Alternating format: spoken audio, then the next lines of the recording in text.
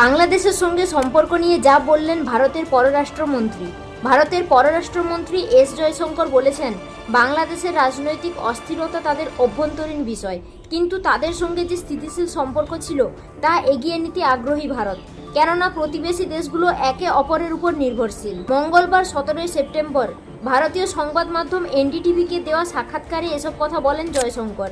ভারতের পররাষ্ট্রমন্ত্রী বলেন, যেখানে যা হচ্ছে তা তাদের অভ্যন্তরীণ বিষয়। বাংলাদেশ আমাদের প্রতিবেশী এবং আমাদের পক্ষ থেকে আমরা সম্পর্ক স্থিতিশীল রাখতে চাই। তিনি বলেন, বাংলাদেশের সঙ্গে আমাদের ভালো বাণিজ্যিক সম্পর্ক আছে, দু দেশের জনগণের মধ্যে সম্পর্ক ভালো। আমি চাই সম্পর্কটা এভাবেই রাখা হোক। এর আগে গত মাসে জয়শঙ্কর সংসদে বলেছিলেন, শেখ হাসিনার কার্যালয় খুব স্বল্প নোটিশে ঢাকা থেকে দিল্লিতে পালানোর অনুমতি চেয়েছিল। পরে একটি সর্বদলীয় ব্রিফিংয়ে তিনি বলেছিলেন, ভারত সরকার হাসিনাকে তার পরবর্তী পদক্ষেপগুলো সম্পর্কে সিদ্ধান্ত নেওয়ার জন্য সময় দিতে প্রস্তুত ছিল, যার মধ্যে তার রাজনীতি থেকে অবসর নেওয়ার বিষয়েও অন্তর্ভুক্ত থাকতে পারে। গত 5ই আগস্ট ছাত্র জনতার আন্দোলনের মুখে সাবেক প্রধানমন্ত্রী শেখ হাসিনা পদত্যাগ করে ভারতে আশ্রয় নেন।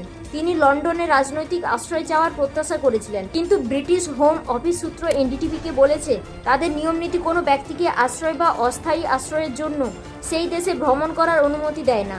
বর্তমানে শেখ হাসিনা ভারতীয় গোয়েন্দা সংস্থার হেফাজতে আছে, এমন ধারণা করা হচ্ছে বলে এনডিটিভির প্রতিবেদনে বলা হয়েছে।